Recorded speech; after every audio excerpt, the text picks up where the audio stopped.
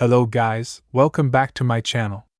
As you can see in the picture today, let's start the story of To What If Issei Become a Villain in High School DxD Part 7, Chapter 21, Party Crashing. Previously, we saw Issei and the others discuss the candidates for his droid faction. He did not find anything worthwhile in both Mio and her sister. They eventually agree on taking them in by force if they have to.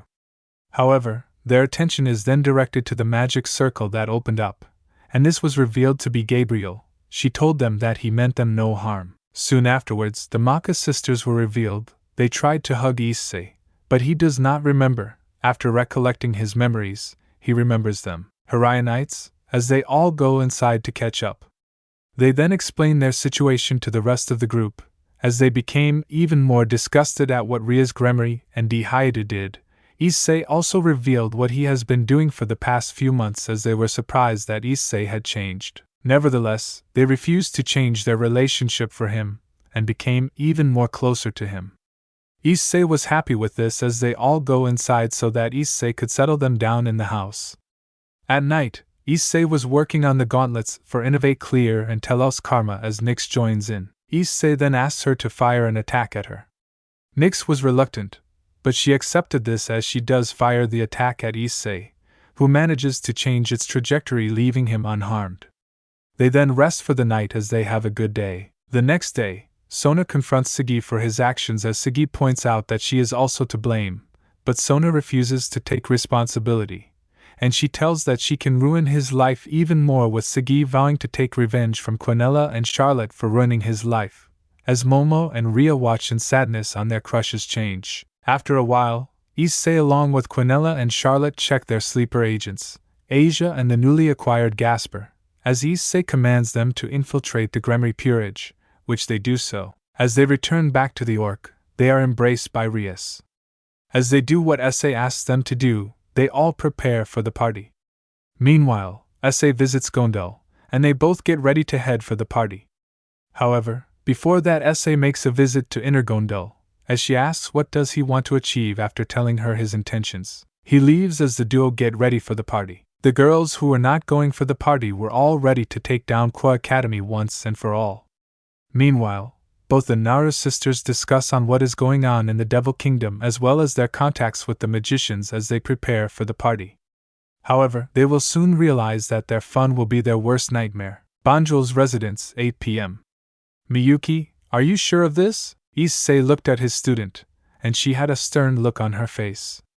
She heard of Issei sending both Charlotte and Quinella to the party, and she also wanted to join as well. I am strong enough to handle Sona right now. I can hold myself pretty well. Issei narrowed his gaze and responded in a stern voice. It's never too nice to have this much confidence, Miyuki. Miyuki gulped in agreement. She got carried away as she apologized. Sorry, Lord Issei. Issei sighed and spoke with a slightly serious tone. Never let vengeance control you, Miyuki. Always let it guide you, else you may never achieve it. Miyuki nodded intently. She was the most attentive student that was a part of the droid faction. Furthermore, she was able to learn all the spells that Charlotte and Quinella managed to teach her. I understand. Miyuki nodded and responded as she spoke, but my decision remains unchanged. Issei sighs. The girl was stubborn. He will give her that once she makes up her mind. She does not give up. He then spoke. Very well, but you will be introduced as Miyuki Citri, which will be your original name. Miyuki nods in agreement. She wanted to bring ruin to the Citri clan as Issei speaks. But bringing you into the New Devils, that may be an issue, Issei spoke with a thought. I think you should do it the same way you introduced both Charlie and Quinn, Miyuki, suggested Issei, who nodded as she spoke. I will even remove my pendant and show some of my power to prove I am from the Citri clan, and then we can handle the 4 New Devils. 4. I thought there were only 3, that being Stella and Mayaneros as well as Claire Phoenix. Miyuki shook her head as she responded. It just turned out that recently even Ryuka, Glacially Bola, has decided to receive her evil pieces, so the Devil Elders have approved her request. Miyuki spoke with a smile as Issei nods. He knew exactly what he needed to do. He had the unknown dictator. It was time to show what the balance breaker is capable of. Well, in that case, get ready. Tonight is your big debut and beginning of the fall of the Citri clan. Miyuki beams at this as she smiles, she nods, happy due to issei giving her a chance. The supernatural world, especially the devils, will be shocked by my appearance. And yours, issei spoke as he grins evilly at what he had planned. This is the first step to ruin the grand party of the supernatural. He had planned several more programs to completely destroy the bonds of the supernatural faction. Moments later, Gondel comes in with a new dress as issei, and Miyuki was surprised by this as she asks, "Are you ready for this, my lord?" Issei nods as he also teleports, but not before changing his dress. "Indeed we are, so shall we?" Gondel nods as issei asks, "I wonder what your granddaughter would think when she finds out that I am your partner?" Gondel responded with a smile as she spoke with a sarcastic tone. She would be surprised when she finds out that her future grandfather issei chuckled at the joke she made as he responds. Her face will be shocked that her supposed lover is now with her grandmother. Gondel chuckled at the joke as she continued, but I believe that her face would end in a disaster along with her mood. "I am not going to lie, she messed up big time." Issei spoke with a slight anger as he then continued, "Well, let's not think of her and move with the party. I wouldn't have it any other way." Gondel speaks as she locks her hand with issei's arm, with them teleporting to the location in the underworld. Miyuki also soon teleports alongside them, wearing a completely different formal dress to show herself to the world.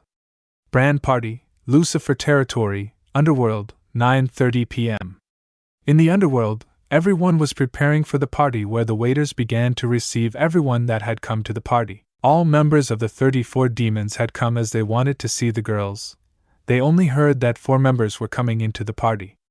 "Why do I have a bad feeling about this?" Sona spoke. While she sat down, she saw some devils looking at her in pity. While the others look at her with a mocking look on her face, her reputation was as good as gone in both the human world and the supernatural world. "I believe her time will come." A devil spoke with a mocking tone. "No, I think the red dragon will settle all her accounts with her sooner than later." Another devil spoke with a mocking tone. "I understand that he did not kill her out of pity, but I think that will soon change." A third demon spoke. These were the comments Sona Citri was getting as she grits her teeth in anger. Some of these comments were even directed at Seraphil, who was declared a runaway and would be declared dead. Sona couldn't do anything to silence. She couldn't blame anyone but herself. She hated what was happening to her. She looked around to see even Riaz was facing a similar issue. She couldn't show herself without people mocking her or looking down on her. Adding insult to injury, she started to hate issei for his actions. "It is a great pleasure to have all of you come forward for this event. Today is the day several devils will be announced as high-class devils tonight." Sergius spoke with a happy tone as Ajuka then looked at the datapad. However, he was surprised by what he saw. "There should be only 4. But how can there be 7? Ajuka muttered loud enough for only Sergius to hear as he speaks. 7, but there should be only 4. Who could be the 3? Sergius spoke silently as he looked at the screen. Ajuka tapped the names and was shocked by what he saw. "No way it's them." Sergius spoke, seeing Charlotte Beelzebub and Quinella Asmodeus, and the third name he saw made him agape, and it can't be Miyuki. Sergius turned his gaze towards Sona, who was confused at this. She was not aware of this as he then turned away as Sona became even more confused. How can she be alive? Sergic has looked at Ajuka as he spoke to his friend. "I don't know, and I believe that she was the only person that knows about this."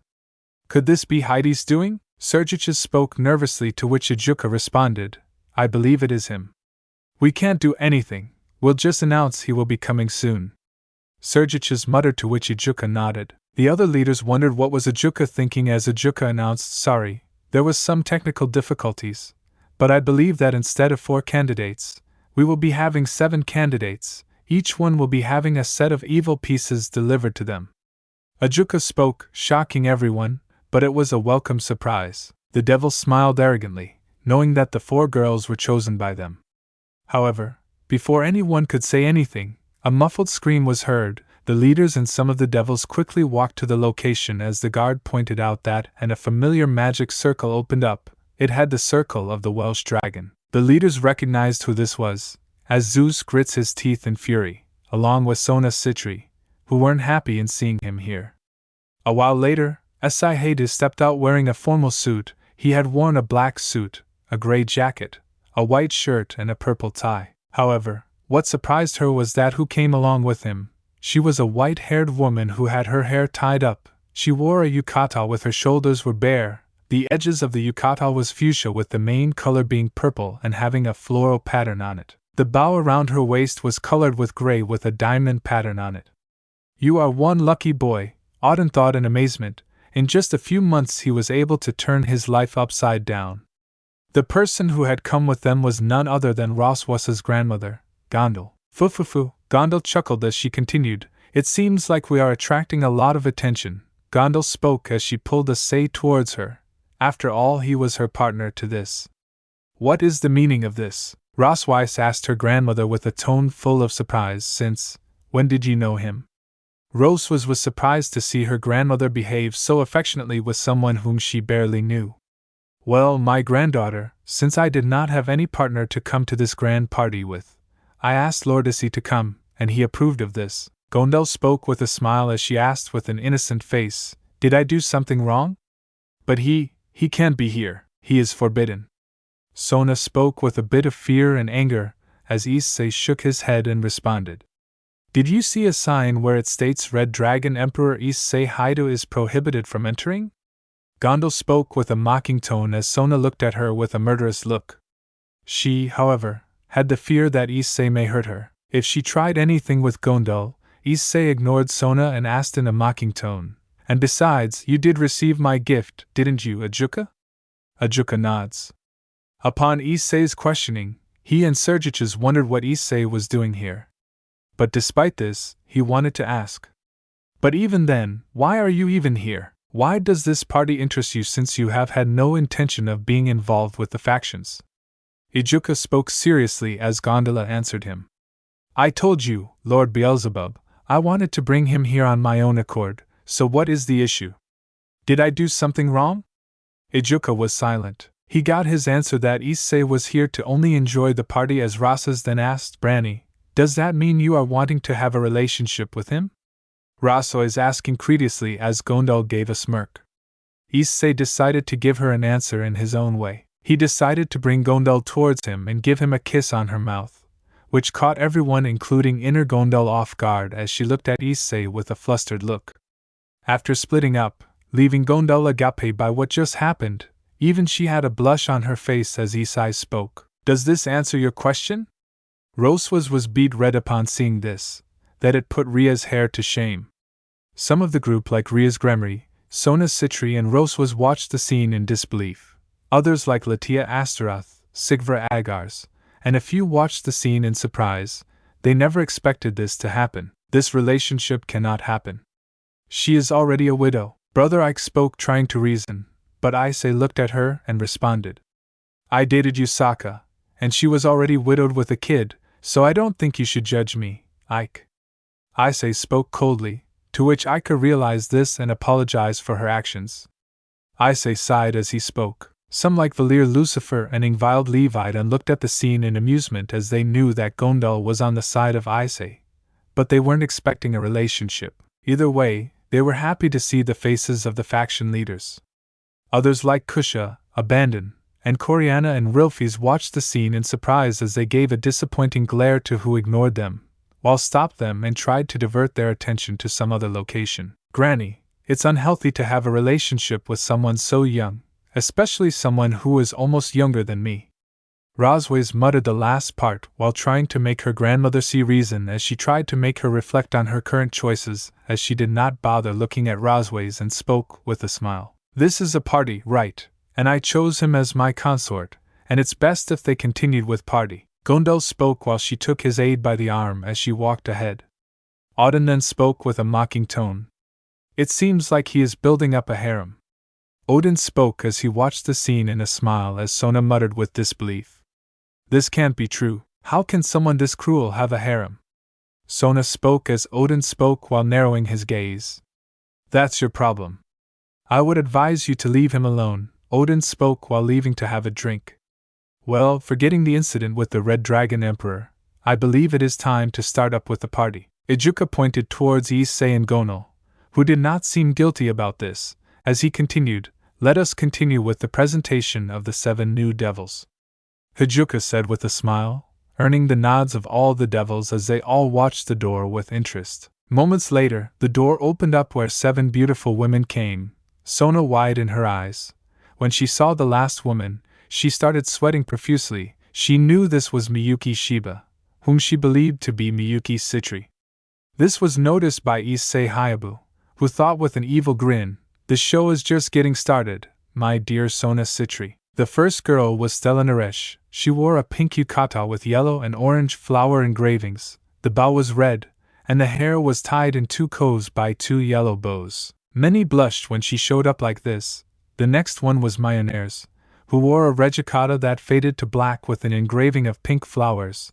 The sash around her waist was pink with a red thread tied to her waist. Her hair was tied up with black waists. The next one was wearing a deep blue gown with matching evening gloves with gold hoop bracelets, some sort of white flower tied at her waist with a golden necklace, her hair adorned with black ribbons. This was her Eucalypsylabelas. The fourth to be seen was Claire Phoenix. She wore a strapless red dress. Her blonde hair was tied with ribbons of the same color as her dress. Many blushed on how the 2 girls looked. The fifth was the one that surprised the most. It was Quinella Asmodeus. She wore a party dress, which is black in color with a light purple ribbon. She emitted some murderous intent as she hated the beings in the room, except for her eyes and a few of the people present. Additionally, she brought a sword as an ornament. Many knew that she belonged to the Red Dragon Emperor, and they feared what would happen if they tried to flirt, or even go near her. Beside her was Charlotte Beelzebub, who wore a beautiful white shoulder dress that reached above her elbow, gold jewelry, and a tiara, a red ribbon edged in gold. They looked away from Charlotte as well since they both did not want to mess with her. Despite this, she had an aura of peace and love. However, it was only directed to the one she truly loved. She looked at the scene with an annoyed look, and the final girl was Miyuki Citri. She wore a black empire-cut dress with white details. She used a simple pearl-shaped necklace with a flower-shaped pendant. They outdid themselves, Issei muttered while having a blush looking at Quinella and Charlotte. Even Miyuki was looking attractive tonight as Gondola kept her hand, knocking him out of his trance. He remembered that this was not the time to party. These 7 are the center of attention tonight. Can you all please give them a round of applause? Ijuka spoke, earning a round of applause from many present in the group. Give it up for these women. He is not wrong, Issei spoke as he noticed Sona's nervous expression along with several of the others widening their eyes in surprise, seeing Miyuki among the ones in the party. Lord Issei. Sergiches looked towards Issei, who turned his attention to Sergiches as he asked, "Is that Miyuki Citri? Why don't you ask Sona Citri about this?" Issei spoke with a smile as Sergix nods. So far Issei has not lied to him even once. What Sergix doesn't know is that Issei is good in hiding the truth at this point. Sona, I believe you can recognize her, right? Sona gulps. As she looks at Sergiches, she knew that Asane knows what they have done and believed that he was the one that rescued Miyuki from her house. I ask you a question, Sona, would you please answer? Sergiches spoke with a stern tone. He had an idea that Sona and the Citri clan with Seraful had lied to him about her death. Why, yes, that's her. Sona spoke the truth. She had no choice but to speak the truth, otherwise she would be in trouble. Sergiches narrowed his gaze as he asked in a stern tone. Then, why did you lie about her? Sergiches spoke with a tone of anger as the other leaders were also looking at her with this point. She sweated nervously as Sergiches spoke with the same tone of anger, but at an increased volume. I asked you a question, Sona Citri, why did you lie about her? Sona was almost on the verge of a mental breakdown as Sergiches glared at her. Issei came from the sidelines and spoke.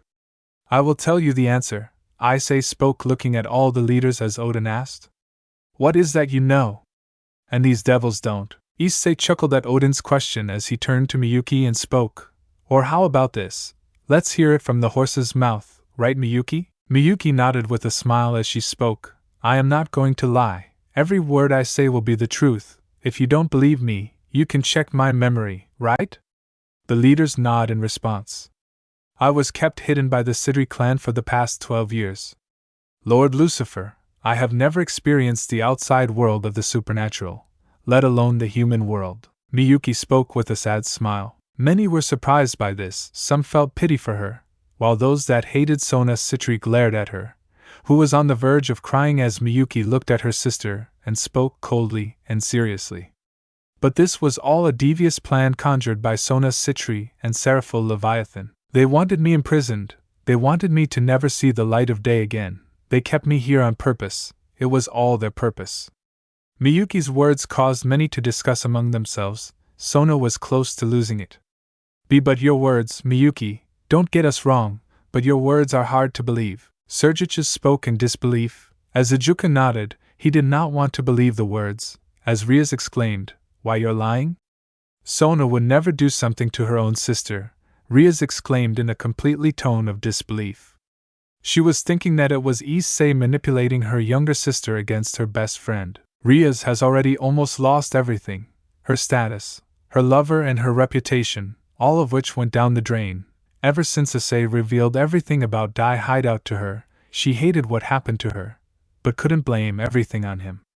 She now did not want to lose her best friend. Issei, on the other hand, hardly felt any sympathy for her, seeing her disparate in face. He was happy seeing her in this condition. He lost any sympathy for her a long time ago. Now all he sees is a crying spoiled brat who lost everything. He also knew that the RageRevan family are also assisting him in the information, and he would soon receive all the shares and money of the Devil and Fallen Angel companies, since without funding, they all would suffer big time. In that case, why don't you see her memories for further proof? Issei spoke with a smile, causing Rias to stand down. She looked at Sona, who was already in despair, as Issei asked, "Or I have a better idea, Gabriel." "Why, yes?" Gabriel looked surprised by Issei calling her as he spoke, read Sona Citrix's heart. "Rias will believe me after that." "Yes, I will." Gabriel spoke sadly. She knew that Issei is not lying since she knew or had an idea about his true intentions. As she sensed her heart, she widened her eyes in shock as she exclaimed, "You are a monster, Sona Citrix." Michael was surprised by this tone of Gabriel as he asked, "Sister, what happened?" "Everything Miss Miyuki spoke is true. Sona Sitri and Seraphil Leviathan did all of this. But that is not all. They feared what she was capable of. She was a potential candidate to a super devil." Gabriel exclaimed, looking at her brother. She never liked Seraphil because of her childish nature and attitude as well as her rivalry. But this is where she was disgusted at her for her jealous actions. "Now you see, Rias, this is the truth, but I am not done yet. The whole Sitri family was complicit in this," Issei declared. As many were shocked at this, they all glared at Sona Sitri, who was immensely crying due to this. Her whole reputation, her whole status was gone. Nowhere will she be respected. To add insult to injury, the whole Sitri clan will be taken down due to Sona and Seraphil's actions. As they all watched in horror, some booed and jeered at them. They hated her even more, and at this point almost everyone wanted her gone. Sergius and Ijuka were in disbelief, as Issei spoke. "I can show you her memories, shall I proceed?" Sergius shook his head and responded, "No, that won't be necessary." Sergius spoke with an emotionless tone. His best friend lied to him about something important, and this will not go unpunished. However, before he could speak anything, the leader of the council, Wilbert Neru, spoke.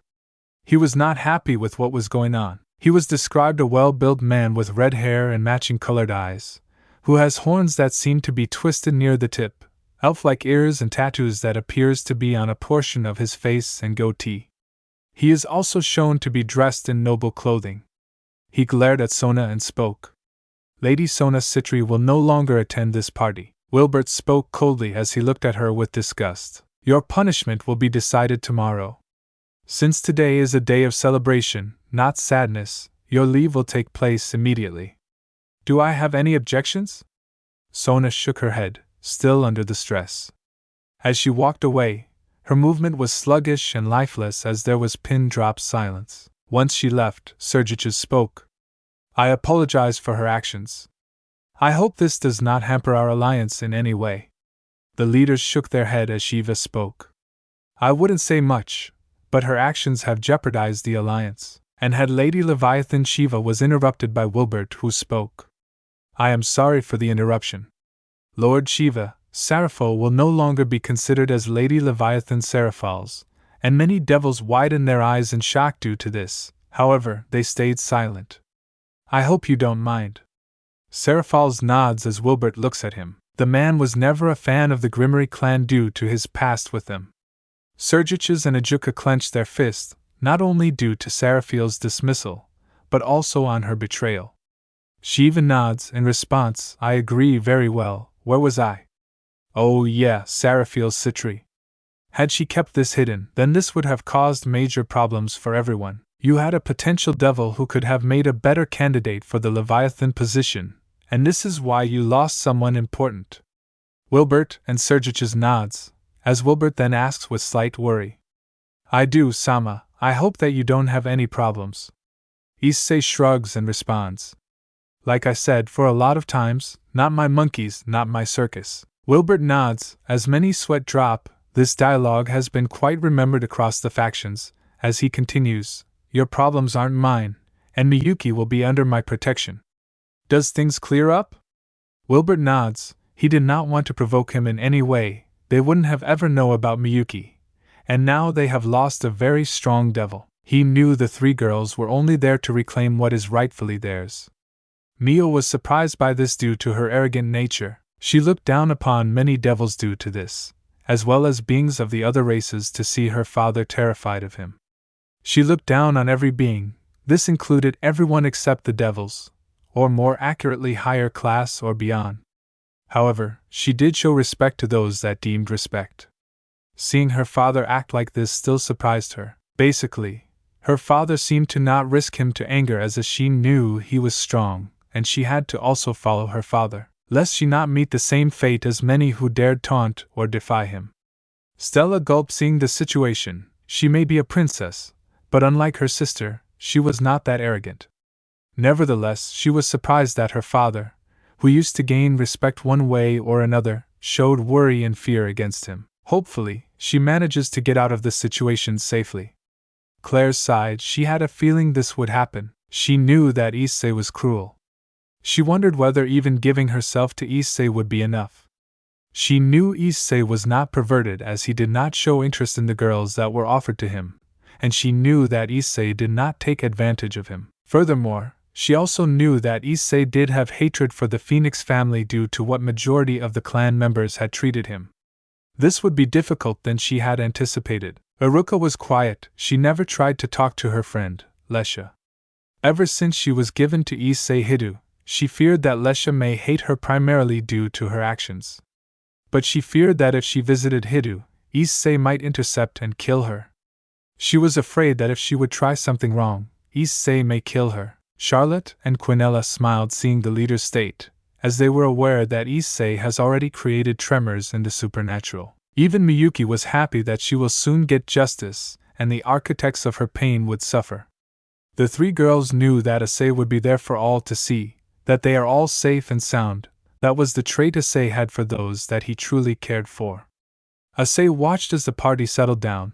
The good thing was that Wilbert dared not oppose him. He then spoke silently and mockingly.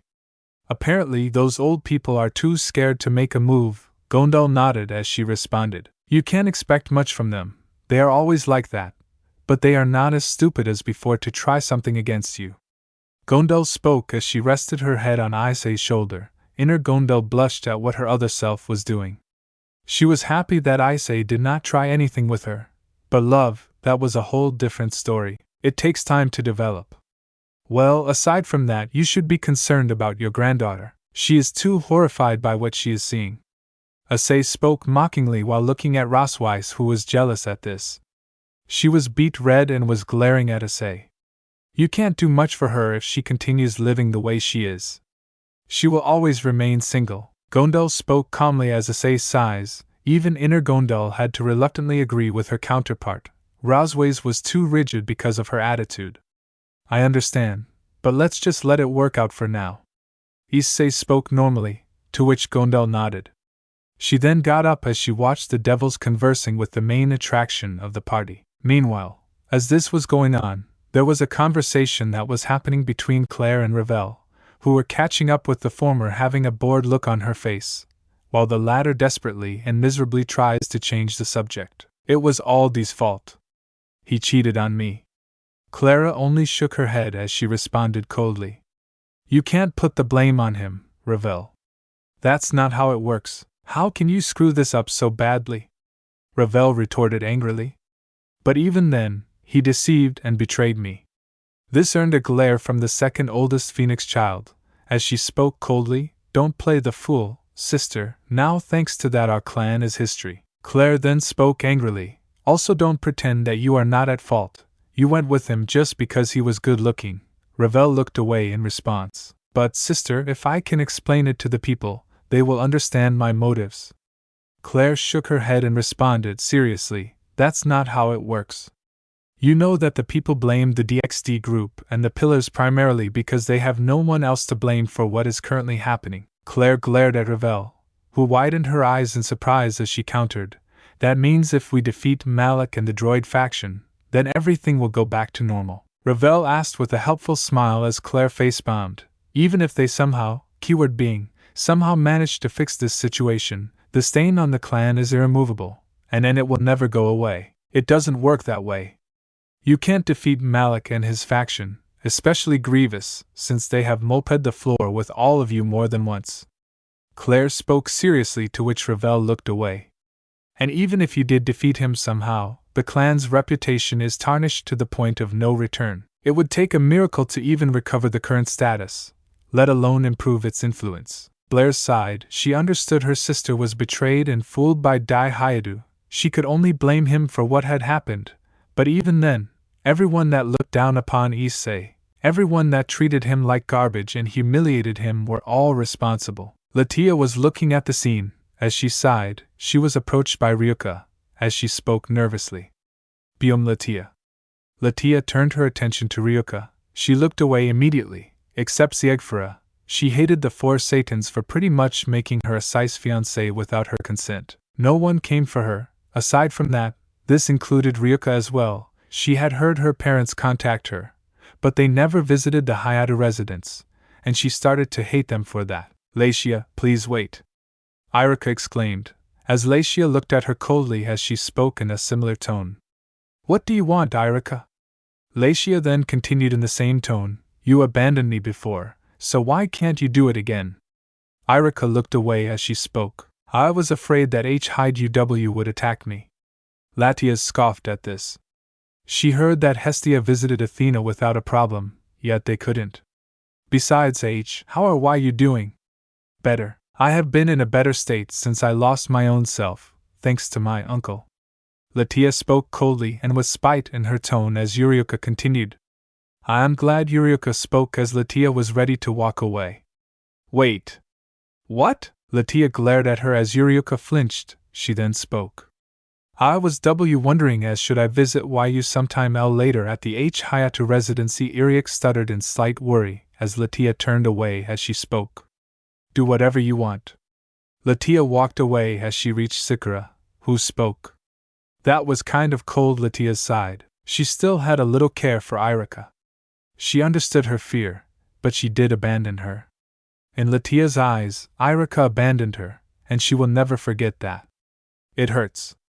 Even now I wonder what would have happened had we been engaged to someone like Zephyr. Lashia spoke with a tone hinting of fear. As Suchara gulped at the prospect, she was happy to have been engaged to Issei instead, as over time, living with him, her fear of him started to go. She felt a small tinge of pain in her heart when she noticed Issei spending time with either Nyx, Charlotte, Quinella, or even lately Mocha Amak and Mokiura. She decided to talk to him once this party gets over. For once, I am glad that Issei was our engaged partner. He never took advantage of us, and even then, he refused to even talk to us for a few days, knowing that we would be uncomfortable with him. Sigvara spoke with a genuine smile as Latia spoke. I agree, I even heard that he gives space to others, but at the same time he cares for others. Latia spoke with a genuine smile. In agreement, she heard what happened with Athena. allowing them to have a proper respect for the man. He never forced anyone. And I pity Rias. Look at her, she will never get a say, knowing that she screwed her only chance with him. Latias spoke coldly, as Sigvara nodded in response. She tried to get us to, die, and we had a feeling that something was wrong with him. She told us that we would regret it. Sekiruuyetei shook her head as she continued, and look how the tables have turned. Sekiruuyetei spoke with a mocking tone. Indeed, well, let's enjoy this party. Sekiruuyetei spoke as Rias was being consoled by her parents, Venelina and Ziacidus, both of whom were disgusted with Sona and her family for doing this to a mere child. Meanwhile, another conversation was taking place, and this time it was between Mio and Stella. I still don't understand why would the Red Dragon attend a party like this. Mio spoke, remembering the Red Dragon was barely interested in what happens in the supernatural world. Even his words were well remembered. Not my monkeys, not my circus. Mio and Stella hated being called monkeys, but they had to stay quiet since to the Red Dragon, they are nothing but ants as they watched to say chat with Gondal, Quinella, Charlotte and Miyuki, and having a proper fun time with them as if nothing ever happened. I think he is only here as a consort, as the Valkyrie said. Stella spoke, as Mio nodded, she then responded. He is not normal, sister, we need to be careful of them. Stella nodded on Mio's words. They then saw some of the faction leaders having sad or angered looks seeing issei like this. One of them is Zeus. His relationship with the Olympians were getting worse every second. He completely blamed issei for this, but knew that he would get killed if he did not keep his mouth shut as he gritted his teeth in fury, seeing issei enjoy his time here. Scene change. Gua Academy, 10 p.m. The director of Gua Academy could be seen being tight on the chair as he struggled to free himself. He seemed to be looking at terror at what seems to be a screen. He desperately tried to free himself, but unfortunately, he was not being tied with ropes, but with chains. On the screen placed on the table, the screen was green with red numbers. It indicated a countdown of 2 hours as time was ticking. 159 and 59 seconds, Chapter 22. Follow the symbol. Brand Party, Lucifer Territory, Underworld, 10:30 p.m. Issei and Gandalf watch as the girls prepare to enter the rooms. As they do, they converse for a while. We wait, the 4 girls will prepare us for the real fun. Issei spoke with a smile, to which Gondal nods. She watched with intent, she then spoke. So what do you suggest? Issei shook his head on Gondal's question as he spoke. Not now, we are being watched. Issei spoke seriously as he eyed the elders of the Devil Council and Zeus, both of whom were worried about what he would do next. To the elders, Issei was unpredictable and cold-blooded because of his ruthless tendencies as well as his cold-hearted nature. He did not care what happened to them as they were not his problems anymore. They were always conceited, haughty and arrogant in nature as they looked down upon reincarnated, low and middle-class devils. Even some half-devils were no exceptions. The only reason Valerie, Ingvild, Charlotte and Quinella were exceptions was because they were related to the 4 Satans. As for Zeus, he hated Issei, not because of his ruthlessness, but because of him. He lost Athena completely, along with losing almost every support from his own faction. He was happy that Artemis had returned, but he blamed Ais primarily for putting him in this situation. To him, Ais was the source of all of his problems, and he wanted to make him pay. But he fears Ais. Only a few can terrify the Greek god of thunder, and Ais was one of them. He remembered the trauma Issei had put him through. He gave him an hallucination of being assaulted and beaten up while having no powers, as well as having his insides being ripped over and over again until he begged for forgiveness. The good thing was that Issei only saw this. The bad thing was that his pride was hurt, and he could only watch as Issei happily chatted with Gondal, who was enjoying her time with him. Moments later, everyone then turns their attention to Wilbert, who decides to make an announcement. In a few moments, all the young women present will go inside a room where they will pass and tell us their dreams or goals. Wilbert had a smile on his face. He was proud of his daughters despite him being very of Issei. I believe now would be a time to use it, Gondal whispered, as Issei understood her, referring to the gauntlets that he had made. He had already told the plan to her and the rest of the girls. Yes, but for now, let us continue the fun. Issei spoke with a smile as he pulled Gondo by the waist and attracted her to him. Ara, aren't you a possessive dragon? Gondo spoke with a seductive tone to which Issei only chuckled. Well, I can't say much. You are pretty beautiful. How could I not be? Issei spoke as he brought Gondo closer with them kissing each other, not caring they were in public. This was seen by Rose, who was red for two reasons. One was that someone she saw as her grandmother was doing an embarrassing thing in front of the public, and two was that it was out of jealousy on how happy Issei was with her. This is not fair, and even less so with him, Rose thought seriously. She looked at Issei, remembering how someone this cold could behave so lovingly with her grandmother. In that time, someone tapped her shoulder. This was revealed to be Irina Shido. As her black wings shone behind her, she hid it, remembering her former status as Michael's ace, who had no choice but to remove her due to her being a phone. He still kept contact with her despite this. She was depressed due to her abandoning her childhood friend. Ross was noted that she had completely lost any motivation to do anything, as noticed by her sad expression. I don't think it would work for you to see them in jealousy. Irina spoke as Rosway shook her head and responded. That's not true. It is just that their relationship might be under fire due to my grandmother's status. Rosway spoke seriously, as Irina responded. You only say that because you don't approve since they don't care about your opinion. Irina spoke sadly as Rasa defended herself. That doesn't matter. I assure you that their relationship won't last long and will end sooner than you realize. I wouldn't be so sure of that. The two girls were surprised by the unknown yet familiar voice. It was Gabriel who continued, judging by that, their relationship seems to be serious, and even though you may think that it would end, she has something that you don't. And what is it that she has that I don't? Roswa spoke while crossing her hands in an impatient tone, as Gabriel responded with a smile that she has confidence in herself. Roswa's fell hard on hearing Gabriel's words as she retorted after a while. But Gabriel had already left with Irina as she asked. You think it was okay for you to say those words to her? Irina asked as Gabriel responded as she watched Roswa with her mouth open in shock. It was good since she wants to take her grandmother's place and be the center of attention. Gabriel spoke calmly, as Irina was thinking. Gabriel then continued, by the way, Irina, don't forget to follow your heart and what I dictated to you. Gabriel spoke with a smile while thinking coldly, since I am doing just that, if you say so. Irina spoke as Gabriel walked away, leaving Irina thinking to herself on what she should do next. Meanwhile, Issei was watching as the girls prepared to go into the rooms.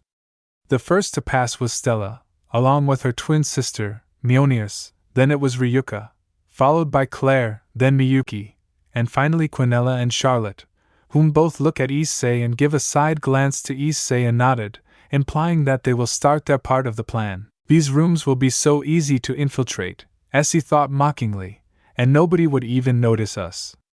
Essie looked towards Gondel, who only was waiting for her orders. He watched as the event began, smiling as he anticipated for his chance to begin. Waiting room, grand party, Lucifer territory, underworld, 10 p.m. Neo and Stella were looking across their fellow devils as they all wondered what their wishes were. As they looked across, they had some plans for their future, especially three of them who were with Issei already. Apparently, everyone seems to be thinking about their dreams. Neo thought as she looked at the others, this is hard, I don't have any dreams of myself, and my father will be making fun of me. Stella thought sadly, as Ryuka thought with a determined tone, I only want this to get over so that I can visit Latia and fix my friendship. I think that in the end the Red Dragon is interested in a harem. This might be my chance, Claire thought with a smile, which changed into a sad thought, remembering Gondel. I only have one dream, and that is the fall of the Citri clan. Miyuki thought with a determined tone. We just have to get along with these people before they join us, one way or another, Quinella thought coldly, to which Charlotte looked at her and nodded. They had the same thought. Each one of them thought of how they will be reviewing the message. Some felt nervous, others just smiled with some arrogance, while some were thinking different things apart from what a great night it will be. Minutes went by, almost 30 minutes, as Issei looked at his watch. It showed him the time before the big event. 0:59 and 59 seconds. Only an hour, man. I can't wait for the big event. Issei spoke silently as Gondel looked at him, and asked. So only an hour remains till midnight. Issei nods as he then speaks loud enough. Well, Gondel, how about we go somewhere private? Issei spoke seductively as Gondel and Inner Gondel both had a slight blush on this as she spoke. I am in. Gondel got up as she tugged her arm in his. They both started to move upstairs in the party as they headed to the roof. However, Rose was followed them. She wanted to see for herself on how close they are, as she did not want to say to date her grandmother. She wanted to be with issei, and she was jealous that her grandmother was taking her place. As this was going on, they were being watched by the three, formerly four great Satans. Sergiches was watching this with a smile on his face. Ajuka was watching the scene with a serious look on his face. And finally, Falbium was asleep, wearing a hat and glasses to not show that he was sleeping. He eventually fell on the floor. Each one of you will be going through the door to enter the rooms one by one. Sergiches instructed the girls as they all entered the rooms.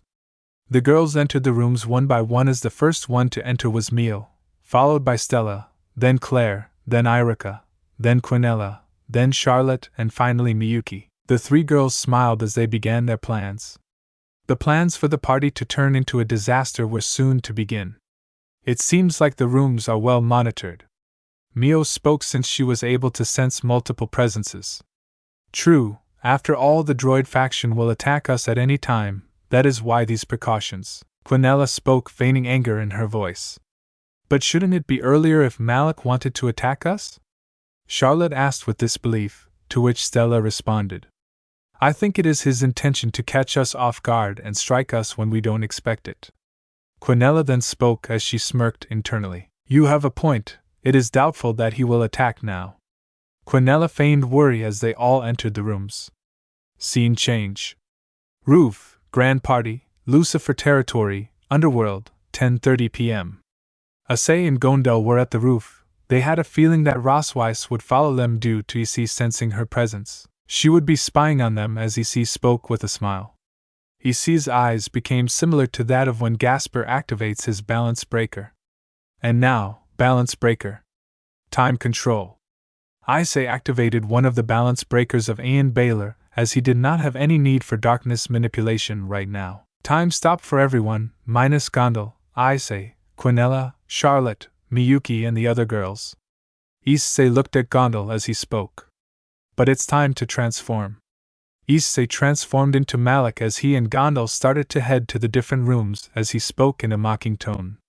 It's show time. Issei grinned maniacally as he headed to the rooms the girls were in. His command reached the three girls inside, all of whom were ready for their plan.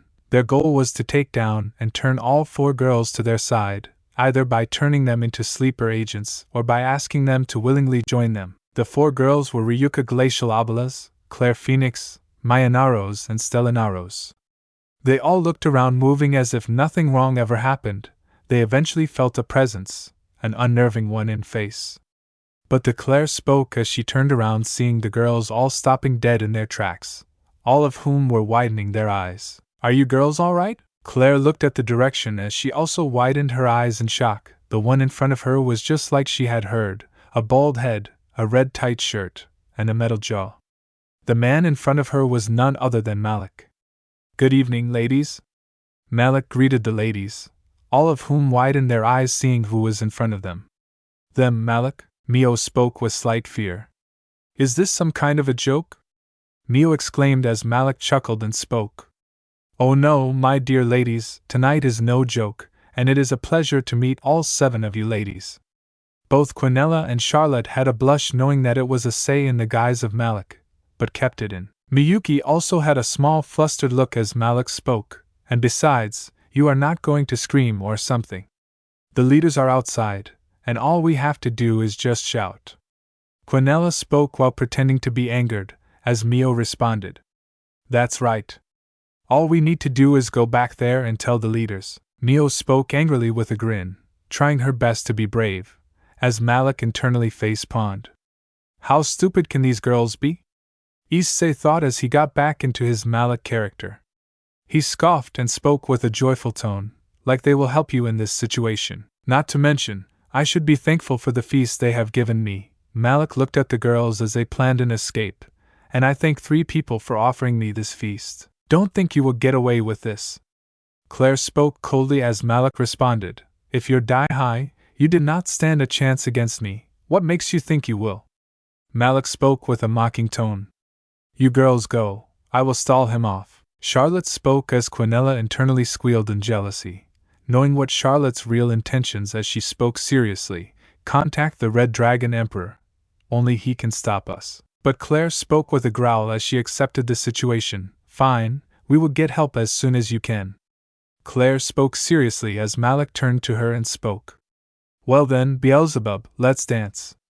Malik spoke mockingly as Charlotte looked at him seriously. The girls ran off as Malik scoffed and returned to Issei. Not bad, not bad, you put on quite a believable show. Issei spoke with a smile as Charlotte blushed. He then pulled her closer to her and made out for a while. Moments later, they split up and she spoke in a mocking tone. I believe we should continue this show. Charlotte was happy that she stayed back as they both started to teleport to where Gondal was assigned. Issei then spoke. Let the fun begin. Scene change. Outside the castle, Lucifer territory, Underworld, 10:30 p.m. The 6 girls managed to make it outside as they then heard screams that belonged to Charlotte Beelzebub. I knew Quinella and Miyuki would have been horrified if they knew this was Charlotte actually in danger, but they knew that it was a lie. Damn, what chance do we even have against him? Quinella spoke, feigning fear as Claire responded while looking away from her. We still have the communications, but we need to get to a location since we can't teleport. Claire spoke while trying to teleport, but failing. The other girls also hated this, but Neo spoke with fear, so in the end we have to return to that place. Neo pointed to the castle as Claire responded. We have no choice, it is the only way we can contact to say hi to. Claire spoke seriously, earning reluctant nods, as Stella spoke scared. In the end all that remains is to return to that ugly place. Claire sighed as she responded. So are you with me or not? They all nodded again as they headed inside, not knowing that they were being watched by Gondal, who spoke to his say. They are coming inside, Lord to say, I wish to join you guys as well. Gondal spoke with a smile as she teleported inside. Scene change. Inside the mansion, Underworld, 11:20 p.m. Claire and the rest of the girls entered the mansion. They were vigilant to make sure to not alert Malik as he would be nearby. They checked every corridor to hope that he was not there, as Claire spoke. We are safe. For now. Claire then looked around as the girls helped her locate anything that could let them contact the leaders or the Red Dragon. Is there anything that you girls found? No, nothing. We must keep looking. Hopefully there is a contact device. Quinella spoke, feigning worry as Mio spoke with worry. You're kidding. Mio spoke as everyone looked at her and responded. Malik will locate us before we even realize what is happening. We don't have a choice, Mio. This is the only plan we have. Claire spoke with worry as Mio reluctantly agreed. They had no choice. This was their last resort. Unbeknownst to them, Issei, Gondola and Charlotte were watching them, as Issei had a blue gauntlet on his hand, which was glowing. This was Innovate Clear, and he had absolute control of the castle, which was a dimension he had created no sooner than they entered. This included his allies as well, since he did not need to shape-shift into Malik anymore. This will be much easier than I thought. We outnumber them by 5-4, Issei spoke seriously, as he then continued, we all take one each, me and Gondal will take on Claire. She seems to be the strongest amongst the 4. As you wish, Gondal spoke, as Charlotte asked. But I may have to show some injuries. So should I? Charlotte's words made Issei stop her as he spoke. Don't even think about hurting yourself, Charlie. Charlotte blushed at this as Issei realized this and released her and spoke. I can make them see the false injuries, although this may include Miyuki and Quinella. I understand. I can take it from here. Charlotte spoke with an assuring smile as some injuries appeared on her face and legs due to Innovate Clear. Charlotte then leaves, seeing her condition. Quinella and Miyuki were worried as they assumed that Charlotte must have hurt herself to prove that she was attacked. They rushed to her, but she then spoke silently. Issei, stop me, these are fake. Quinella and Miyuki felt relieved as Charlotte exclaimed, feigning anger. I told you guys to leave and contact the others, then why are you here? Quinella spoke with slight worry. We had no choice. We had to return back since we can only contact the Red Dragon from here. Charlotte sighed as she looked around with Claire speaking. I will be looking for a way to connect to Heidu. Until then, you guys stick together and don't move. Claire spoke as she left with Miyuki speaking. I will join too. Both the girls left, leaving Charlotte alone with Quinella, Mio, Irika and Stella. So what now? Stella spoke. As she and the other girls waited for a moment, Charlotte had fallen asleep due to her injuries. The other girls seemed to be sad by what was happening. There was truly no hope. A few minutes later, Charlotte pretended to be half asleep. As she woke up, she then spoke. There is something I need to tell you girls. Charlotte looked at the others as she continued. Maliki is not hurt. He is still in the castle.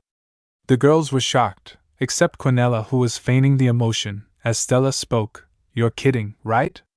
Charlotte shook her head and responded seriously. No, he is here. Judging by the tone of Charlotte's voice, Malik seemed to be nearby. As Mio asked, Where? Charlotte then spoke with a tone of mockery. Why don't you look behind you? The girls turned around behind to see Malik sitting on one of the couches in the castle. When did you reach here? Mio spoke with slight fear in her voice. As Ryuka asked, How could we not sense you? You didn't, and well, what was I expecting from you? Malik spoke as he got up and started to walk closer to the girls as they backed away. But when they did, a purple magic blast and some flies struck them from behind. The three girls turned around to see their attackers both having smiles on their faces. They were none other than Quinella Asmodeus and Charlotte Beelzebub. Issei, who was in the guise of Malik, then used Innovate Clear to make sure no one escapes from his dimension. Mio looked at the two girls. As she knew that the three girls came together, they were the new girls, since originally the party was only meant for her sister, Claire and Ryuka, no one else. That only meant one thing, Miyuki was also one of the complicit. No way, that means Stella asked her sister, in worry, Sister, what's wrong? Miyuki is also one of them.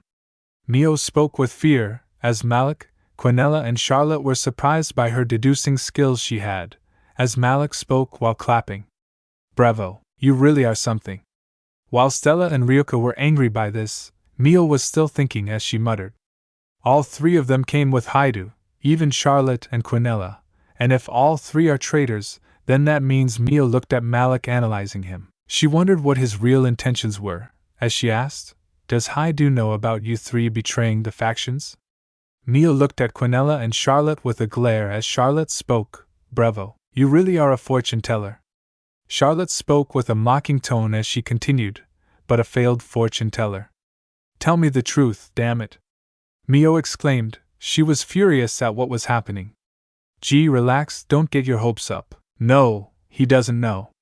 Mio wanted to sigh in relief, but a nagging feeling told her that something was wrong, horribly wrong. This was not Malik's normal strategy. He always attacked full frontal when he would deal with the factions. Him infiltrating and attacking them like this was not something he used to do. A lot of people don't know, but Mio was very deductive in nature, which was overlooked by her arrogant nature. Her deduction skills were pretty good. However, she failed to notice a few flaws. She remembered the attacks Malik did against Grigori, Kyoto, Olympus, and Heaven. But none of them were sneak attacks, unless you consider one when he attacked Heaven again. But even then, they did eventually come to know about the attack. This was different, as they knew that Malik was not like that. He wouldn't attack unless he had to show his prowess. In a way, where a lot were watching, nobody knows Malik is here, and nobody will. Mio's thoughts were snapped when Ruka opened her mouth. So you abandoned your own forefathers and attacked your own kind, Ruka exclaimed with anger in her voice as Charlotte responded. I was once a fool that would have fallen for the lies of the factions, but don't worry, you will soon betray your own people, and because of Malik we saw the truth. Quinella spoke, as Irika angrily retorted, just because of a bloody terrorist, I will never turn my back on my kind. Do you hear me? Stella agreed, as she glared at the two traitors as Malik looked at the two girls. Mia was still in thought. Her gut was telling her that the one in front of her was not Malik. But if that was the case, then who was it in front of them? You have no choice, my dear. Your devotion to me will be eternal, Now, ladies, if you may. Both Charlotte and Quinella nodded. They started to use their magic, however, a voice called them out. Wait! They stopped for a moment, as Mio then asked, Who are you? I don't understand. I am Malik, the one who is attacking you right now. Malik responded confused, as Mio shook her head and responded, No, I have a feeling that you are not Malik. Mio then asked with a serious tone, Who exactly are you? As she was surprised by this as Drake responded to him mentally. She was deductive, but this level of deduction, this is new. She would be useful to us in planning strategies. Charlotte and Quinella looked worried. Did they come to know who really Malik was? However, despite this, it would make issei's job more easier, as Stella asked, Sister, what do you mean? The one in front of you is Malik? Mio shook her head and spoke seriously. Please not, tell me, who are you? Malik shook his head as he spoke. Does it really matter? It won't change the fact that you girls will soon join me. Malik spoke with a sinister grin. As with Innovate Clear, holy chains started to appear as they were being bound to the ground. Mio, Stella and her Yuko were slammed to the ground. They grit their teeth in pain. And no matter what you do, we will never betray our kind. Mio exclaimed in anger as the three girls struggled to break from the chains. As Alfika Tyrant was summoned, he brought out a few nails as he spoke. You know, I found something interesting about your father, Mio, Stella. Maliki moved towards her as they both nervously turned their heads away. Well, it turns out the two of you began as Gremory. Don't you dare, Maliki, Stella exclaimed with tears in her eyes. Issei made sure to put a barrier to prevent Claire from hearing anything as she continued, You don't know what we have gone through.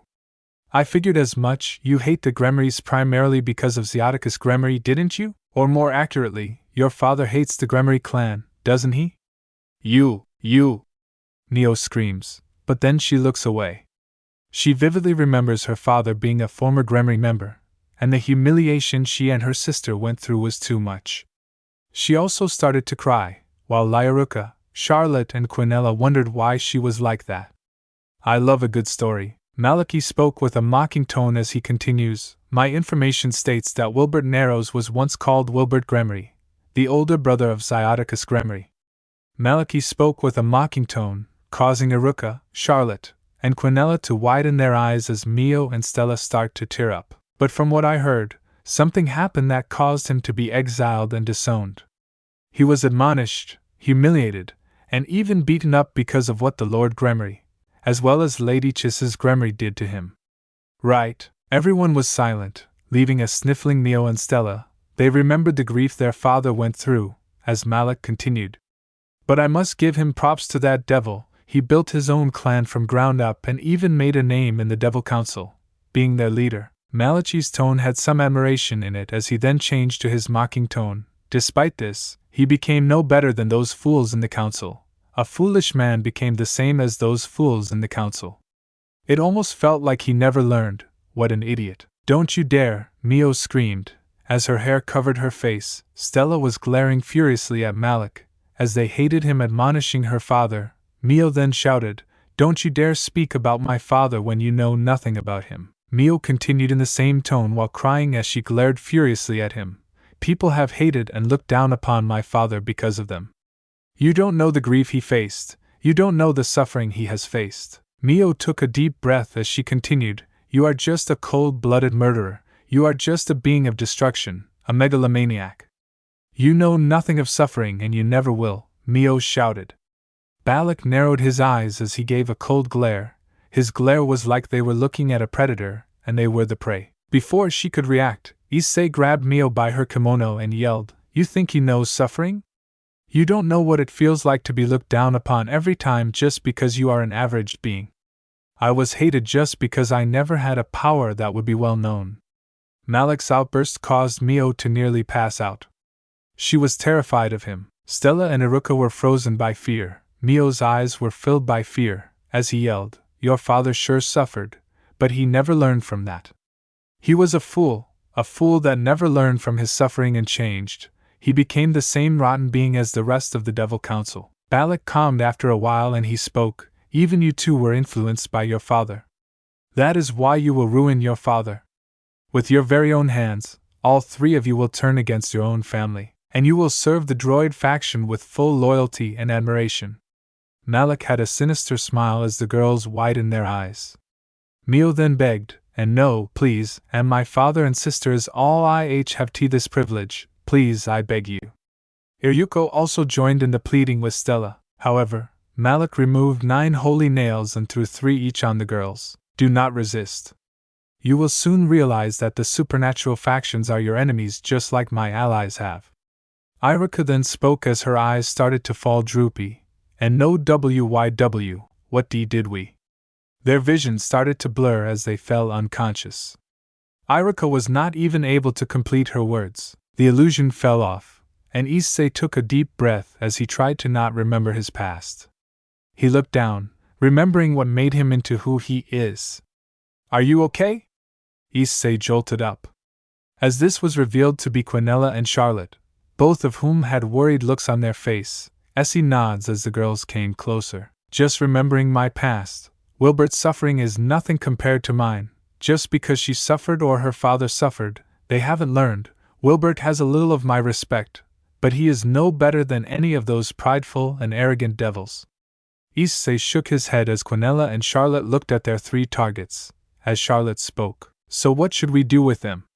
Issei looked at them and spoke. By the time they wake up, I have already put my memories into their bodies. That was why I used the 3rd nail for that. They will be loyal sleeper agents once this should get over. Although I wonder, where is Claire? Right here. Miyuki's voice boomed as she and Gondal showed up with Claire being carried by Gondal on her shoulder. She then drops the unconscious Claire on the ground. So what is the plan? Gondal asked Issei, as he looked at her and spoke, let us begin her final act. Issei spoke, as all the girls nodded. Miyuki, Issei and Gondal went into hiding, but not before creating holy chains using the Rock of Jerusalem, binding her completely. She soon woke up as she looked around. Claire exclaimed, as she saw Quinella and Charlotte looking after the now unconscious Mio, Stella and her Yuka. She was unable to notice the chains due to her fear for what she saw in front of her. The chains had left her wide open. I would suggest you to not scream, since Malik is nearby. Claire nods as she speaks. I know, Miyuki is one of them. This caused Charlotte and Quinella to feign surprise, as Quinella spoke. What? Quinella exclaimed in surprise, as Charlotte responded. We refuse to believe you, you have no proof. Charlotte responded, as Claire tried to make them believe, but her hands were tied to chains. Looking around, she tried to move them, but was unable to. The chains were disabling her magical power. The chains did not penetrate her skin, otherwise it would have caused pain. But Claire exclaimed in surprise, why are my powers not working? Claire struggled to break free, not noticing the smiles on Charlotte and Quinella. I will explain that. A voice from the shadows garners the attention of the 3 girls, as it was revealed to be Issei, along with Miyuki and Gondal, all of whom had a look of coldness on their faces. Claire's eyes widened when she saw Issei. She was shocked to see Miyuki and Gondal approach behind him as she exclaimed to him. I do listen, they are not your allies. They are your enemies. Claire tried to reason as he spoke. Enemies, how so? Issei pretended to be naive as Claire looked at him in horror as she spoke. They are the ones that put me in this prison. Gondola and Miyuki are traitors to the factions. Hi, do please listen. Claire was surprised when Issei was unaffected as he spoke. Claire Phoenix, I am not affiliated with any factions, so how are they my enemies? Claire widens her eyes. However, she soon realizes this. She understands that Issei was never part of any factions. She looked away as Issei started laughing maniacally. Why are you laughing? Claire asked confused, as Issei looked at her and spoke. Oh Claire, didn't you realize the obvious? I brought the girls, remember? Claire widened her eyes in disbelief. Issei telling her this meant that he was aware of the girls' betrayal. That means you knew about them being part of the droid faction, Claire exclaimed in disbelief. Issei nodded, after which Claire got furious at Issei's betrayal, as she exclaimed, You bastard, how many have the droid faction killed? I told you once and tell you again, not my monkeys, not my circus, and honestly, I hardly care if your family dies by their hands. After all, They are my enemies, Essie spoke as Claire widened her eyes. She then asked, why are they your enemies? Essie shook his head and responded. Is it not obvious, Phoenix? Essie spoke the word Phoenix with spite as he glared furiously at Claire. Even though she was not involved in his suffering, she was still part of the Phoenix. Claire looked down in regret. She would have helped him, as she knew of Dai very well. She did not have fallen for Dai immediately. Unlike Ravel, she would know him, and then seen what kind of a person she was. Like Gondel, she would not have believed the lies of Diheidu. And besides, you don't even know who the real enemy is, don't you, Claire? Claire looked surprised as she asked, who is our enemy? Issei chuckled as he looked at her dead in the eye and spoke, you are seeing him right in front of your eyes. Claire widened her eyes as she muttered in disbelief, no. Out of all the people to be a villain, Issei being one of them terrified the factions the most. His threats of joining the droid faction brought fear into the hearts of many, and now that threat is going to be a reality. And the best part is that the factions don't even know that the one they expect their help from is one of their enemies. As he spoke with a mocking tone, Claire started to tear up, sniffling. Their true savior was now their worst enemy. Do you really are a monster? Claire exclaimed in anger, not caring or knowing that Quinella and Charlotte had joined him. They and Miyuki along with Gondel wanted to punish Claire. However, Issei stopped them and spoke with a grin. You are right, I am a monster. Well, at least you didn't call me a traitor. Issei chuckled as he looked directly in Claire's eyes, who shivered. She was still angry, but was worried about what would happen next. But then again, you all made this monster. Think about it, Claire. I became a monster not because of what you did, but because of your family's actions. Your family and the rest of the supernatural created me. Remember this, Claire Phoenix, Aseel declared as he looked at the girls. Claire was silent. Aseel was not wrong in any way. She took it upon herself to fix the problem her clan had created. She watched as Aseel continued. Think about it, you may be innocent, but both of your siblings are complicit in their actions.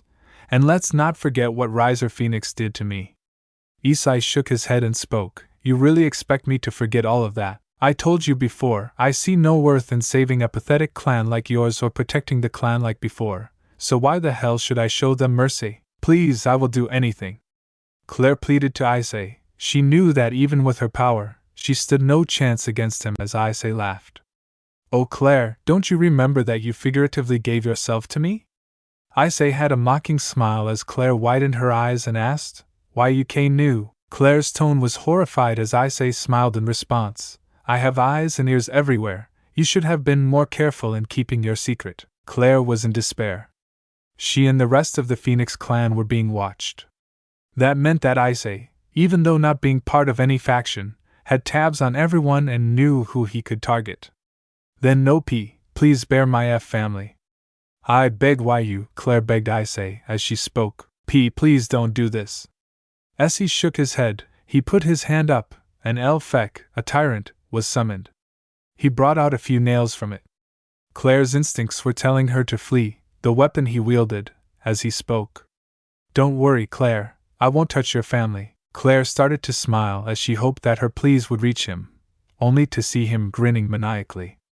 You will kill them yourself, with your very two hands. Your actions will bring in the downfall of the Phoenix clan, Claire Phoenix. Issei's evil grin was menacing. It almost felt like a cat was almost about to wipe out a prey, and they were taking their time to make the prey believe that they are safe only for them to strike at a later time when their guard is down.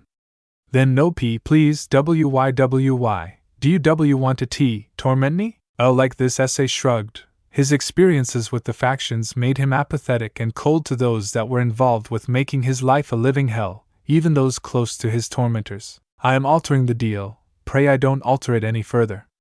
Issei spoke coldly as he started to aim the nails at her neck and chest area. As he continued, soon, you will see that I am a good person and I am not your enemy. New Claire screamed. The thought of her killing her brothers, sister, and her parents, it terrified her. She was away from them for so long, and now she may have to kill them. The memories she had with her family were all being erased and rewritten and replaced by the ones Issei had designed. Even her own personality was being rewritten. There was only one thing that she thought before closing her eyes as a tear fell from it. I am so sorry, Claire muttered as her vision started to blur, and the next thing that happened was that she passed out. Issei had secretly used the third nail to insert memories that belonged to him to all 4 girls. After a while, Issei commanded everyone to get up. As they all got up, the 4 girls he had targeted had woken up. Issei removed the chains off Claire, and she was able to move properly. The light soon returned, and a growing disdain for the faction started to grow in the 4 girls. Issei had managed to completely perfect Alphika Tyrant. This allowed him to even erase the personality of his victim, and replace it with a personality he so wants to do so. However, he planned this for a certain someone that made his life problematic for a very long time. Why were we his enemies? Mio thought she now had a lingering disdain for the factions. She felt like she wanted to wipe them all out, especially the devils. Same went for Stella and Aruka. Their inner selves now were wondering what Issei would ask them to do. I don't want to be close to these people, Claire thought coldly as she looked at Issei with admiration. She now knew how much she suffered at the hands of the Phoenix family, as she became disgusted by them. Her inner self agreed to her outer self as she wanted to teach them a lesson. She planned to at the very least convince Issei to spare them, and in return, she would diligently serve him and the droid faction. Now I want you all to go back and head outside. Act as if nothing ever happened, alright? The girls nodded. As they left out, he then looked at his 2 girlfriends. As he responded, the final act for this party will soon begin. I will alert Malik to begin his speech. Tonight is the night Qua Academy will fall. Issei spoke with a sinister grin, earning nods from the girls. They both kiss Issei's cheeks and walk with the rest of the girls, leaving a pouting Gondal who returns back to her normal self. Shall we return back? Issei spoke with a smile, to which the Valkyrie nodded as they both headed to the roof.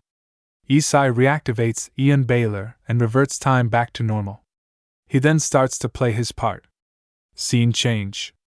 Rosways was watching them, unbeknownst to her that time had been stopped and resumed. She looked as Issei started to bite Gondal's nape as she moaned in pleasure, as she exclaimed, Lord Issei, please that's my sensitive spot.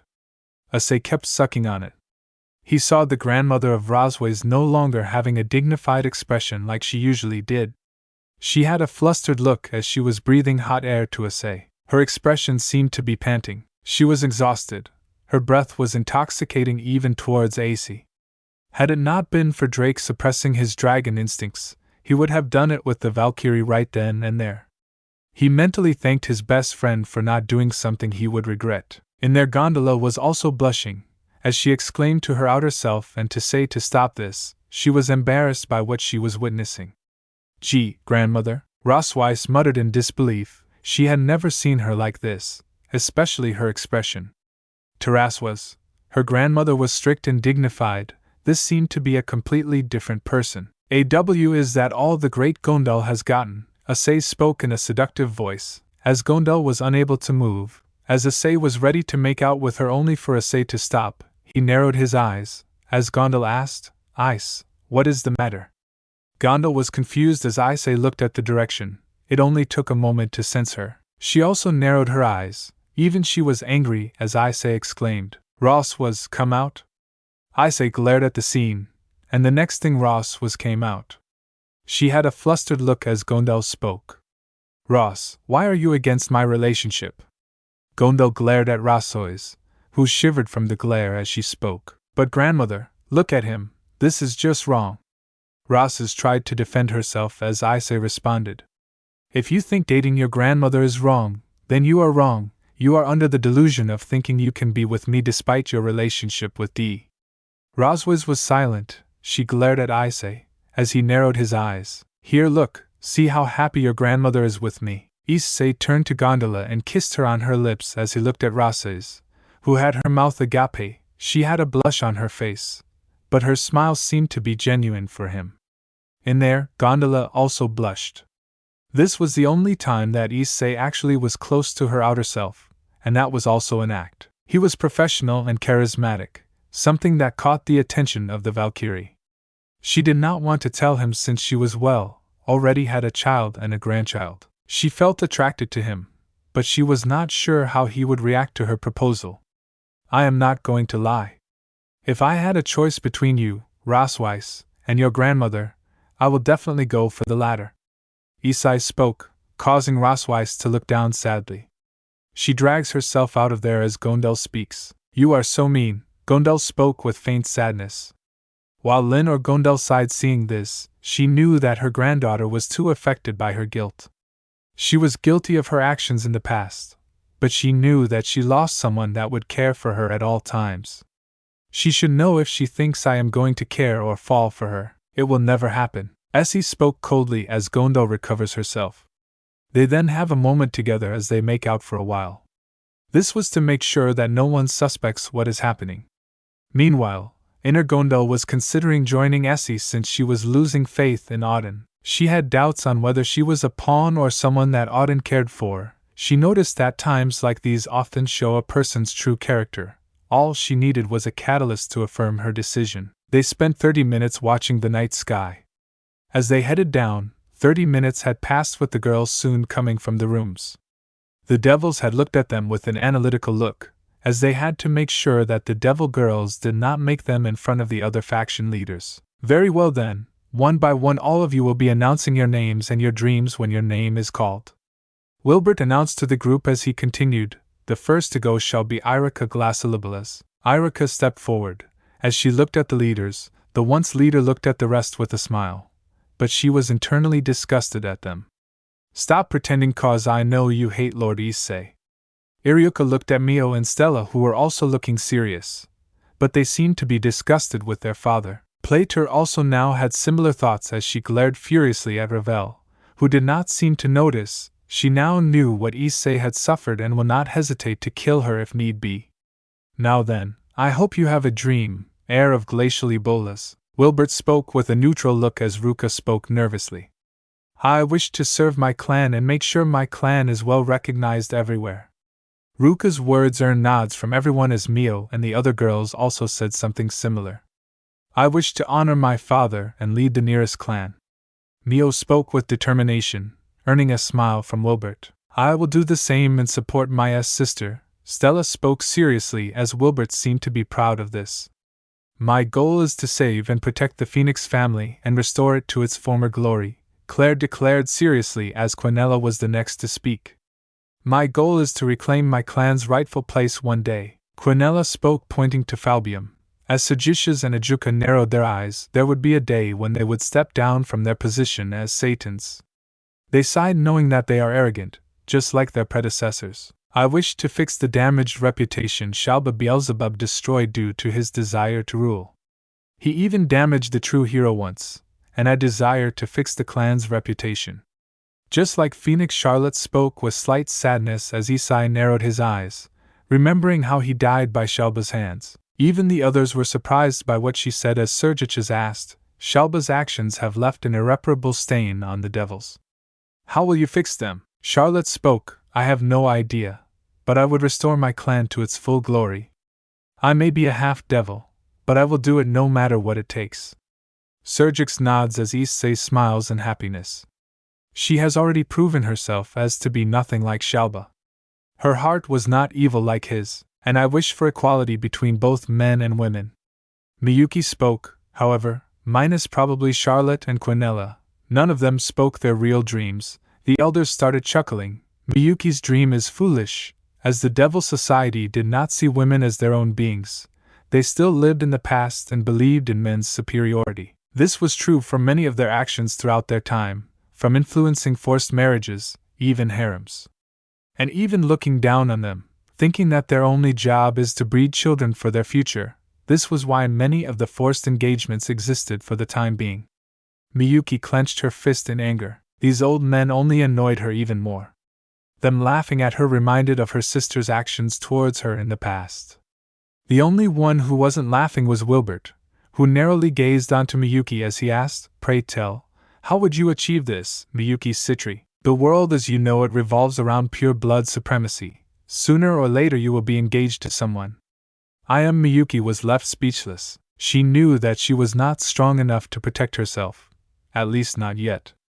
The elders continued to laugh with some of the gods, primarily the Hindu faction, glaring at these old men. The Saint Gondel heard everything. They were not going to take lightly when an ally of theirs was insulted. He looked at the watch. 001 and 59 seconds. Only 2 minutes remained for the final act. He had already asked Malik to get ready for his grand speech, which will happen soon. Both stepped down as they saw Charlotte and Quinella equally angry at the elders. Issei soon stood in front of Miyuki, surprising her as he spoke. I will help her in achieving her dream. The elders scowled seeing him here as they spat towards Miyuki. You see what you have done, whose attention you have gathered. Issei interrupted the elder, who spoke with a cold glare. I came here on my own accord. I can speak for myself, and I think you know she is under my wing, thanks to the Citri clan. If you question that, I won't hesitate to put you old hags 6 feet under. Why yes, Lord Issei. The elders spoke fearfully as Miyuki nodded with a smile. She was happy that Issei was looking out for those he cared about. Sergitius and Ajuka looked at him with controlled anger. He did whatever he wanted to do, and nobody even dared to stop or control him. He looked at the timer. The countdown will begin soon, Issei thought as suddenly the lights went off. A screen then showed up with a timer, with a countdown that began. The face then showed up. Many looked in horror, as it was none other than Malik himself that had appeared. Good evening, supernatural factions. Malik's words caused many to start panicking and fearing for what might have happened. The man in front of them terrified them and neutralized them on many occasions. The man who knows about their weakness and exploited them on so many occasions. Quite the party you got there, am I right? Biblical, Nordic, Greek, Hindu, although I can't say the same for Shinto or the yokai faction. Malik's tone was mocking as many glared at him with anger, especially Sergix, Ijuka, and even Falbium, who was now awake. They knew that Yusaku was taken by them, and ever since that day, her whereabouts were unknown. As Malik spoke. Oh, don't be like that. You have brought this on yourselves. Malik grinned as Ingvald muttered to Valerie, so this is the final act Lord Issei had planned. Valerie nods as she continued, indeed, but for what reason did they need the Qua Academy for? Ingvald also wondered as she watched Malik speak. In her time, she was still in the process of being tolerated by Issei, and same went for Valerie. You see, it is nice to see people spending time with their family, but you can't have everything in life. Malik spoke sadly, as he continued, you know I hate the people, like you leaders. You failed to see what is in front of you, and you refuse a simple demand. Malik spoke with a mocking tone, leaving everyone confused. Shiva was trying his best to find what his real intentions were. You are good people, or at least some of you are, but as long as you are allowed, protecting your beloved peace will only cause more war. Malik spoke in a cold tone. Some gritted their teeth only to see Malik walk closer to the front desk. Now you all must be wondering, why do I hate you guys so much? Why do I hate the faction leaders so much? Malik spoke as he sat on the desk. He closed his eyes as he spoke. I don't hate them, I just pity you ghouls. I realized it was not worth saving people like you. The screen changed as some started to tear up upon seeing this. Others were confused as to what happened. They saw the hollow expression of the students as they were unable to move. The teachers were all taped, struggling to break free. They watched the students being all lifeless. Even those that were in prison were present. But that's not all. All students that had graduated were also present. This horrified many. Malik then spoke as the screen changed to him. You have manipulated my race, the human race, turned them into selfish, repulsive beings, and you all are responsible for this. Yes, I am looking at you, Rias Gremory, and even Sona Citri had a hand in it. Rias covered her mouth in horror. Some looked at her, and they saw her tearing up at this. They have enslaved us. They made us believe that we needed them, otherwise we would be lost. But in reality they need us, and I am the only one that does something about this, Malik declared angrily as he glared at the angels and devils primarily. Slowly, Malik removed something from his pocket. He took out a switch. Upon closer inspection it was a detonator. The leaders widened their eyes in shock and horror. Some of the girls were crying due to the people whom they saw as friends and classmates. They did not want to see, but were forced to see this scene. I hate doing this, especially to my own kind, but if you want to blame someone, blame Daihedu, like you usually do. Malik spoke with a shrug, as many had a disgusted look remembering the former pillar of the factions. Malik then started to float in the air, using the unknown dictator that Issei had given him. He had full control of the systems. As he started to play music, but before the big event, Let's put on some music. Now wait, here comes the strings, Malik spoke, and moments later, here comes the metal. And at the right time, Malik speaks as he looks on to everyone. And now here comes the big boom. Malik clicked the detonator when all of a sudden explosions took place. Slowly everyone saw the corridors of Core Academy, the classrooms with students who believed were killed, they were disintegrated, and those unlucky were burned alive. The only ones that could feel the pain were the teachers, and they screamed in pain. Even students that were in university were also not spared. Heartbreaking screams of people were heard, windows were breaking, everything was covered with explosions, including the corridors. The leaders felt defeat, and they couldn't handle it. They did not understand the feeling, except for some. Academy had fallen, collapsed, the student council building was completely destroyed, it had turned into rubble. But there was an image that made the leaders clench their teeth in rage. It was Dai Haita's face. The leaders were silent, processing what had just happened, but what hurt them the most, or rather, Sergix Lucifer, was the fact that the place where the treaty took place was now destroyed. This can't be happening. Sergicius screamed as he smashed the table in anger. The table did not break, fortunately. Sergicius saw, as Malik spoke his final words. Now I will stop the song, since my job here is done. Until next time, leaders. Maliki spoke with a mocking tone. As he bowed, the screen went black and everyone was silent. Riaz was weeping while Asia passed out due to what she was seeing. My clone has some good taste in music, Issei thought. Internally, he was happy seeing the fall of Qua Academy, with Valerie looking at his smile and understood what his intentions were as she spoke silently. So that's what his intentions were. Ingvild looked at her and asked, was it not revenge? Valerie shook her head and muttered, not at all, it was different. You see, Qua Academy is not only his most hated place, but also it acts as a symbol. And with that symbol falling, the alliance will crumble, Valerie explained, earning a nod as she looked with a neutral manner. Aren't you sad? They were your friends. Ingvild shook her head and responded, not anymore. They hurt Lurdsay, so I see no reason to be sad. Hell, I won't forgive any of them. And from what I heard, some even beat him too near death, and nobody helped him due to the lies. He even had to drag himself to the police station and the hospital. Valerie was agape. Now even she felt no sympathy for them. She watched as the faction leaders watched in horror, realizing that many innocent lives were killed. I really need to talk to issei about this, though. How many more tormented him? They also need to face justice for their actions. Ingvild thought. As she looked at issei, Valerie also was having similar thoughts. Gabriel looked at issei. She hardly felt sad for the ones that had hurt Lord Issei. Just like some others in the party, the final act was complete. Issei had taken another architect of his pain down for good. I really need to talk to Lord Issei alone. Gabriel thought she also was having second thoughts on trusting Michael and some other seraphs, as doubt was starting to fill inside of her. Scene change. Time skip brought to you by Chibi Issei enjoying the fireworks of Qua Academy's destruction. 1.5 hours later, Party Hall, Grand Party, Lucifer Territory, Underworld, 1:30 p.m. Issei was sitting on the chair with a bored look. Behind him were Miyuki, Gondel, Quinella, and Charlotte. The girls that had recently joined were asked to go back home. He was surrounded by all the faction leaders. Even Latia and Psychophora were behind him. They also wondered why they had called issei explicitly when he made it clear, when he has no interest in dealing with them.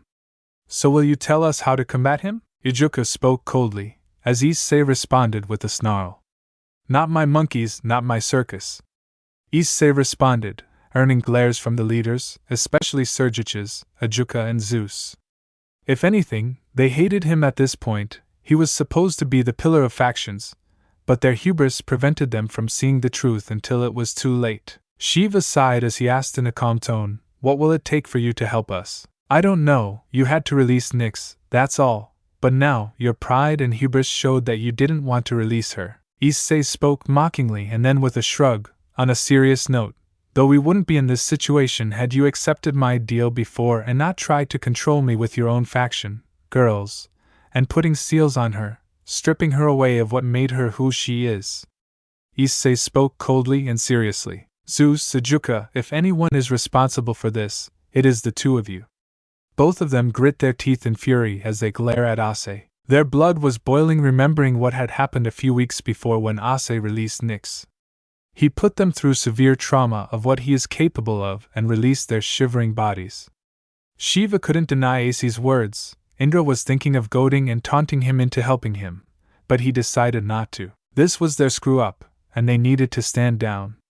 I guess you are just a chicken, like your brother, Ajuka spoke, trying to goad him as Indra only thought of one thing. More on Ajuka looked at Issei, wondering what his response would be, only to shrug as he responded. Was expecting more from the supposed smartest devil.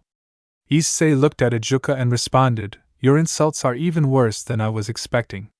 Ajuka gritted his teeth in rage. "You should do as we say." Ajuka spoke as Issei narrowed his eyes. His words proved what Malik spoke about the leaders. "You see, Malik is right about you. You are no different to the old Satan faction, and you are afraid that humanity will see your true face, aren't you? That you are an idiot with the delusions with the grandeur." Issei spoke with a mocking tone, annoying Indra. "You don't understand this. Humanity must not know about us."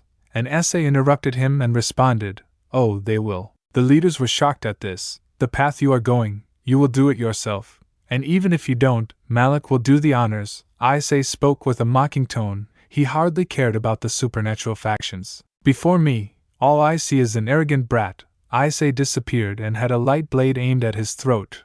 Lashia gasped at this as she had her hands on her mouth.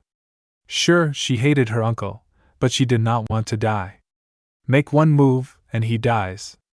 The leaders reluctantly stood down as Ajuka tried to remove the blade. However, he gets shocked by holy lightning, surprising Azazel and Shem his eye, making him grit his teeth in pain. "Don't move, you know what, do move, 'cause you don't listen to me either way." Ajuka clenched his fist in anger, which surprised Issei. He was much more durable than before. "So you don't plan to help us? Are you doing this for revenge?" Sayer gasped with a glare and in a serious tone as Issei looks down upon the disgraceful Baal and responds, "No, I am not doing this for revenge."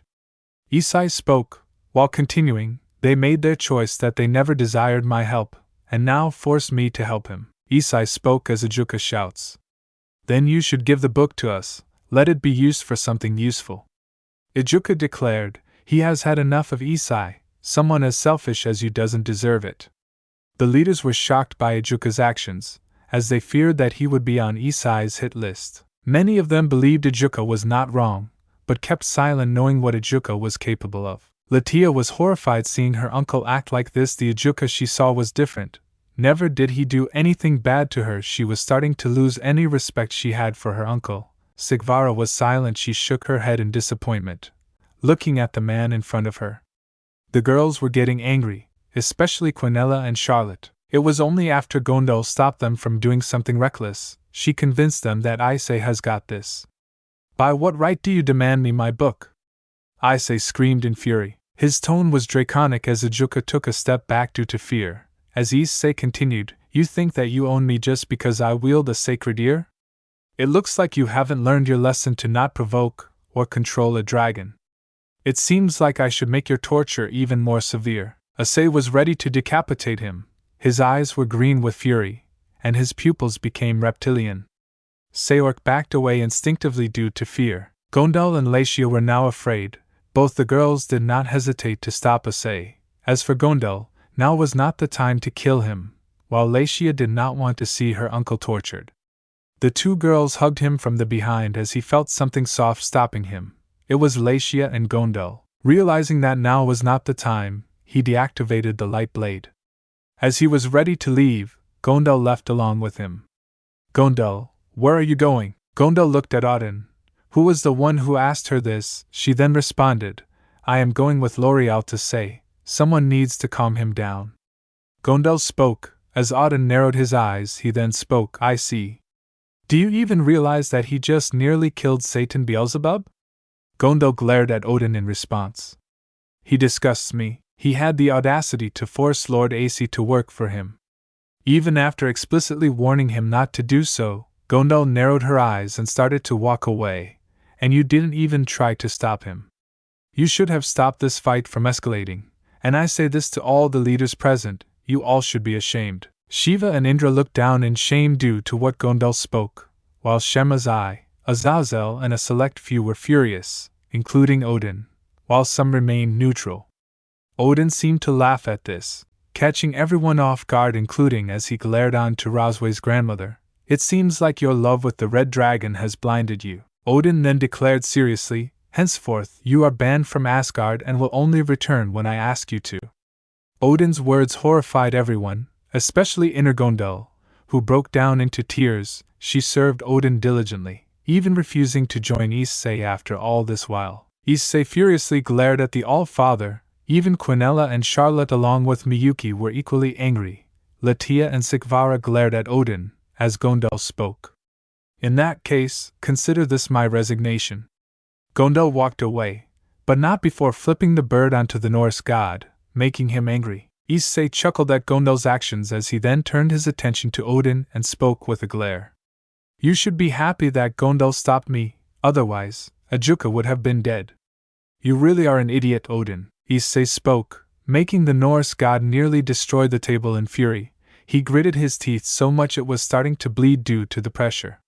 You really are a pathetic Hippocratidon. Issei walked away, however. Ajuka was not having any of it. Blinded by fury, he unleashed a blast towards Issei. Issei sensed it moments later, however. The blast, due to being aimed at Issei, missed and instead hit Latia Astaroth. Latia was struck by the blast as she was sent flying. She has scars on her face, with everyone being horrified by what they saw. Her body went bouncing down as she was twitching her pain. Her eyes were partially open.